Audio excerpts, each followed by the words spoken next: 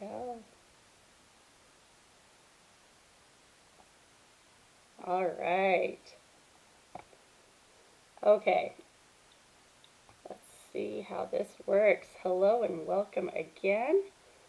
I'm trying to make sure that we're going live, and that is proving to be slightly more difficult than I thought it would be. Let's see how this goes.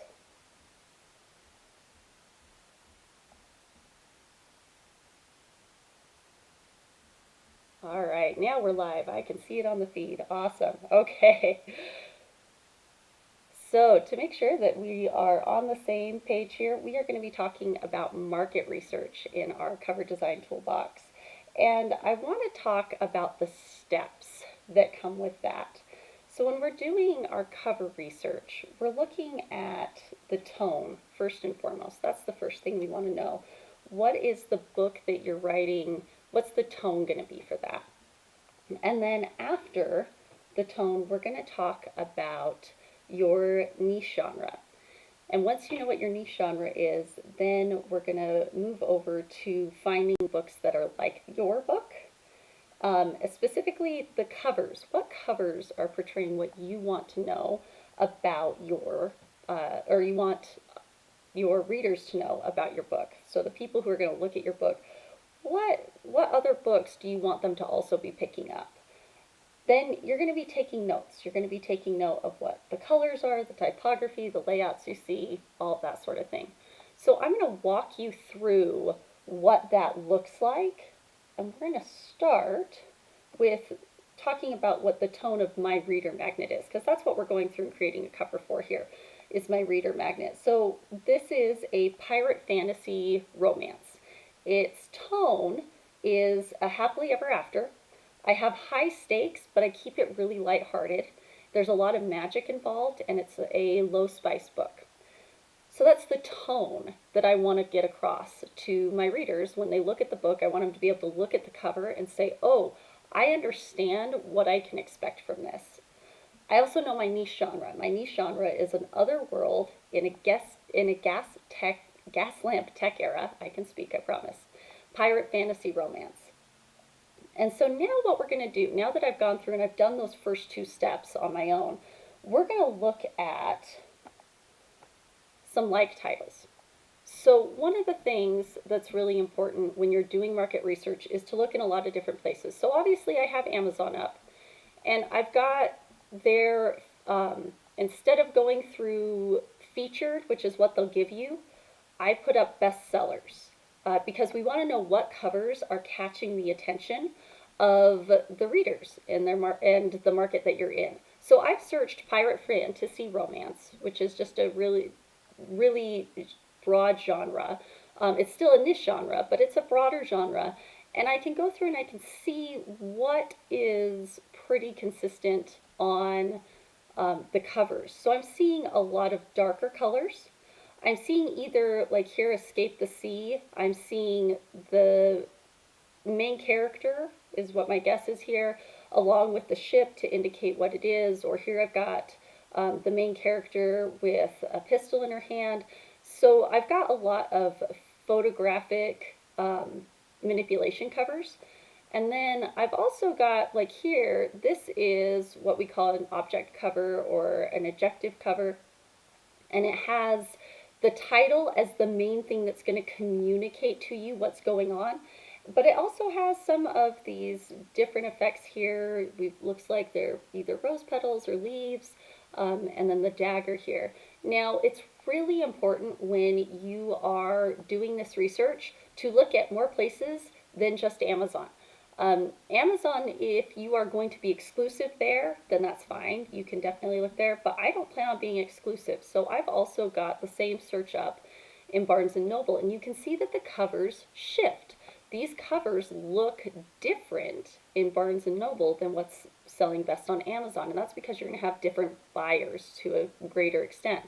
So you want to be aware of what covers are doing well on what platform you're selling.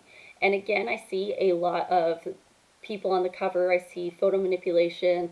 I do have a couple of them here that are more of the illustrated people on the cover, but you do see in romance in general, we want to see people on the cover for a lot of them. That is obviously something that's more popular. And then it's always good to move over and just do a Google image search. So this is a Google image search for pirate fantasy romance books. And you can see again, my covers change. They're not, what I see here in the Google image search is different than what I see on my Barnes & Noble search, is different than what I'm seeing on the Amazon search. I'm getting different styles of covers, and it's important to understand that and be aware of where you're selling your book and what covers are doing well on what platform.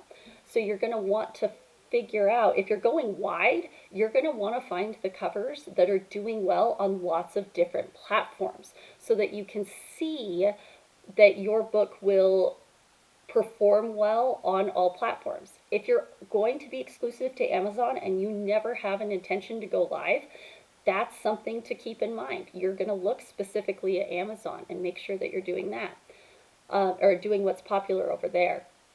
Now, pirate fantasy romance is a great niche genre for me to be searching in, but there were other things, if you remember, in my tone that I had as well and in my niche genre. So Gaslamp and Otherworld, those were things that I had, but I also had things like Lighthearted that I wanted to highlight.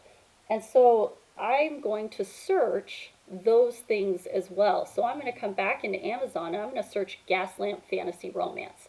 Now, I don't have a Fantasy of Manners, but I do have an era that is based on gas lamp technology. And for those who don't know, gas lamp technology would just be technology that was available in the late 1700s through the 1800s. So we're talking flintlock pistols and gas lamp lighting. So all of that is something that comes across in my setting. Now, I absolutely adore that this is at the top of the bestsellers. A Court of Tricksters is my favorite book cover. St. Jupiter just did a fabulous job with it. And it's one of the bestsellers right now. Part of that, I believe, is because it is it's on a free deal, which is very cool. But moving on, we can also see that this is where we get a lot more of the illustrated covers. Right now, Gaslamp Fantasy illustrated covers are obviously popular. The editor's pick is Charlie N. Holmberg's book, The Paper Magician. And then we come in and we see that we've got a few covers that are a little bit more painted covers, is what I like to refer to them as. They're digital art as opposed to an illustrated cover like these ones up here are, or a photo manipulation cover. Maria Grace's book, Pemberley, has also kind of that art style. And then we get a lot of covers like this, the illustrations that have all of the background. And usually you want to have both characters on there, or an object cover like we have here. So that's what I see in Amazon's. And I also see a lot of brighter colors. So when it's a Gaslamp Fantasy, you can see that the colors get brighter. I think A Proper Dragon's the only one here that incorporates a more darker element, but we have a lot of the bright colors coming through on these covers.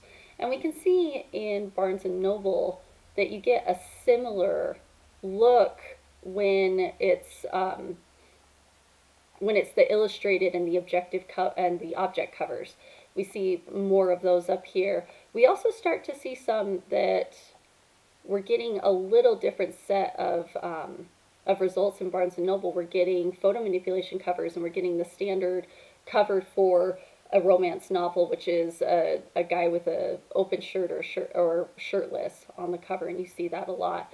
But you'll see here on Barnes & Noble, things have changed. When I search Gaslamp Fantasy Romance on Barnes & Noble, I'm getting covers that are object covers still, like I did on Amazon, but I'm also getting a lot of things like shifter romances in here that are set in a Gaslamp tech era.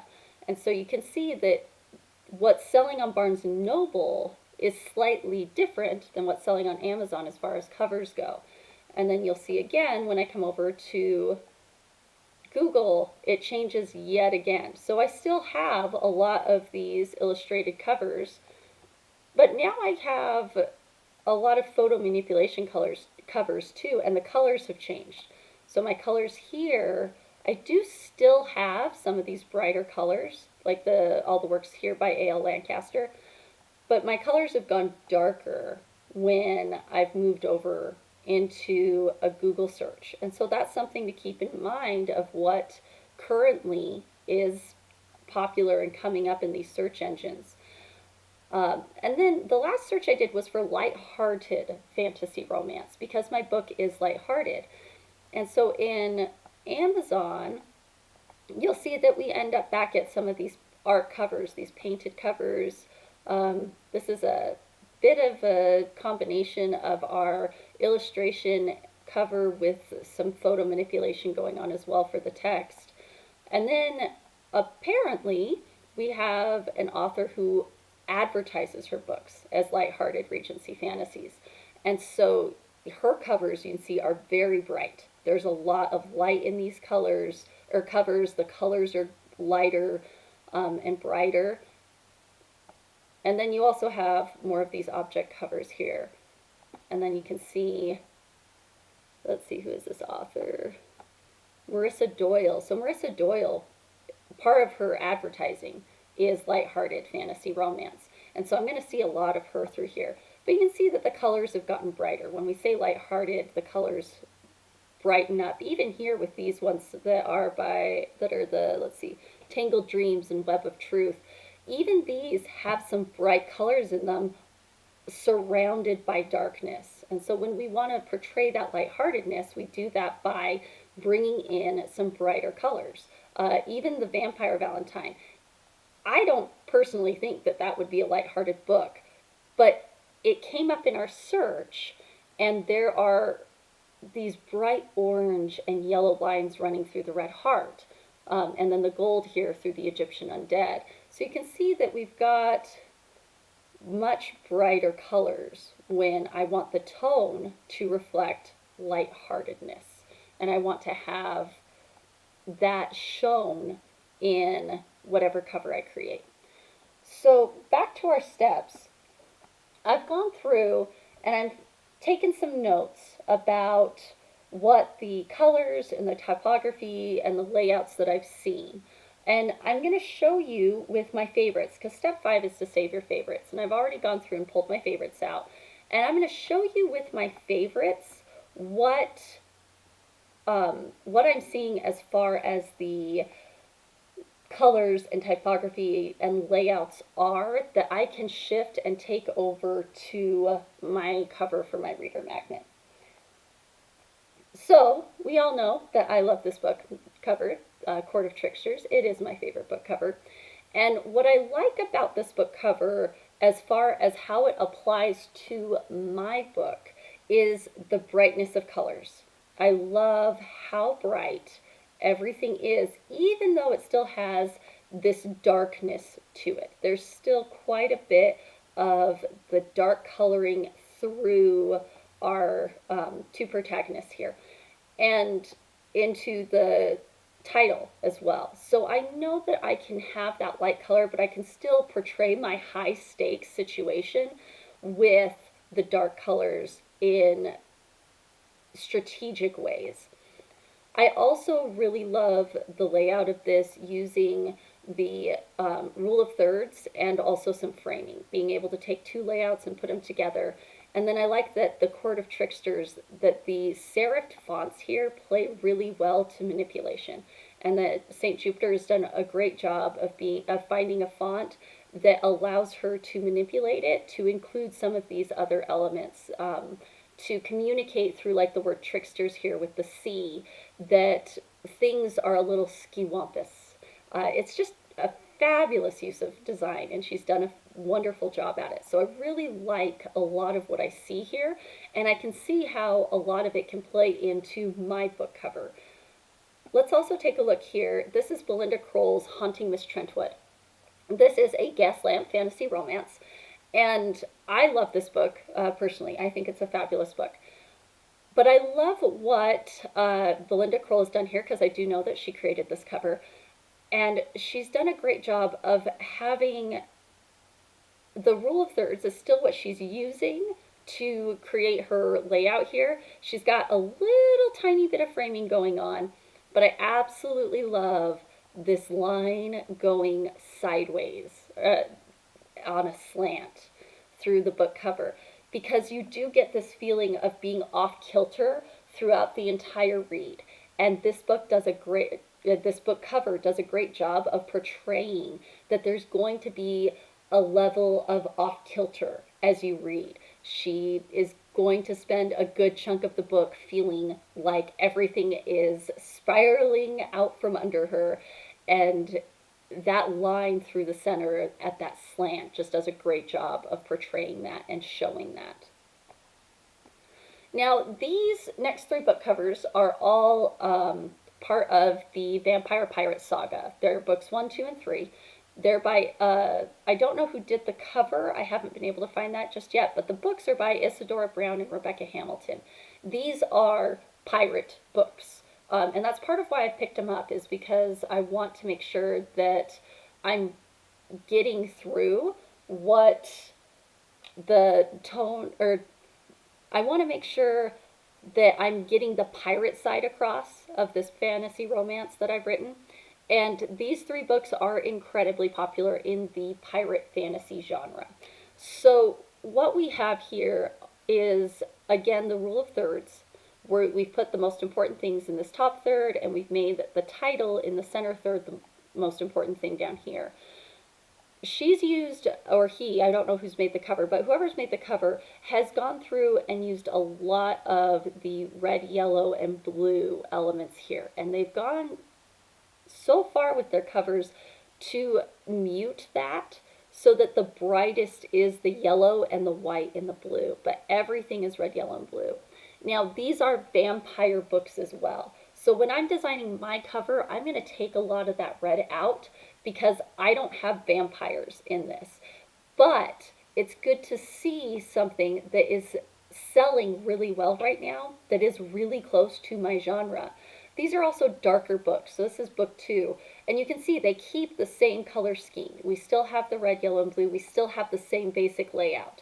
But we can see that our characters have changed a little bit. So in the first one, they're just standing next to each other. In the second one, they look like they're actually moving a little bit more. That reflects in the story. So I can look at that and know that this book has more action to it. Whereas in this one, we're probably just getting started. In the next one, I can see that there's movement. These characters have movement to them. And then in the third one, we see that not only is there movement, but the characters have come together.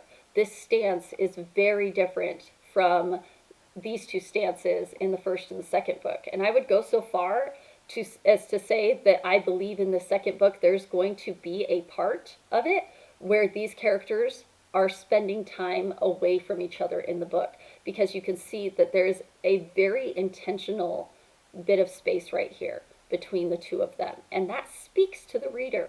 And so I can look at that and I can guess that there's a good chunk of the book where these two characters are physically separated. And then you can see in the third book that everything comes back together and everything's made fine again. So looking at all of this, I can take that time and come back to what I see and decide what's going to make the best book cover for me while working in the things that I love about these other book covers, these things that tell me a little bit more about what's going on. And I'm going to end up with a bit of a mashup here of what you see, because I have a Gaslamp fantasy, but it's not a fantasy of manners, and I have a pirate romance. And so it's going to have a lot of these elements. I can tell you right now that the ship is something that's going to end up in the cover, because I can see here this is a really great way to communicate the pirate side of this book, because she's got the ship, or he has got the ship in every single one of them. They're either standing on it like they are in the third book, or in the second book they have it in the background and they're at the port of call. And then in the first book, they're at the port of call and the ship's in the background. So you're looking at all of these different elements and making note of what's working and what's not working for your book and your tone and your cover. So I can tell you right now, these aren't the colors I'm going to use. These colors are too dark for my writing, for my book. None of what I write needs to be this dark. What I write is closer to these colors. The feel that you get from these colors, that's closer to what I write. But there's a lot in this cover that I can take away and apply to my own design because this is closer to the overall genre. A pirate fantasy romance is very much what this book is, what this trilogy is. And so I can take a lot of the layout and a lot of the typography here. I can take a lot of that with me as I start developing the rest of my cover, knowing that I have color choices and style choices that are going to come from the Gaslamp Fantasy covers. And so I want to use an illustrated cover because that's going to communicate better the genre of my book, the niche genre of my book, excuse me. But I also want to be able to communicate that it is a pirate romance. And so this is a good cover for me to look at and to pull from so that I can create a cover that's going to communicate exactly what's going on to the reader so that they can see this cover for my reader magnet and know immediately whether or not it's for them. So let's go back to the steps and let's just review one more time. When you're doing cover research, before you ever open up all of these tabs and searches, you need to already know what your tone is. You need to know the tone of your book and what you're hoping to portray. Then you need to have your niche genre figured out. You need to have dived deep into what your overall genre is and then burrowed down again and again and again. So I was writing a romance book, I was writing a fantasy romance book, I'm writing a pirate fantasy romance book. It is an otherworld pirate fantasy romance book, and it is set in a gas lamp tech era.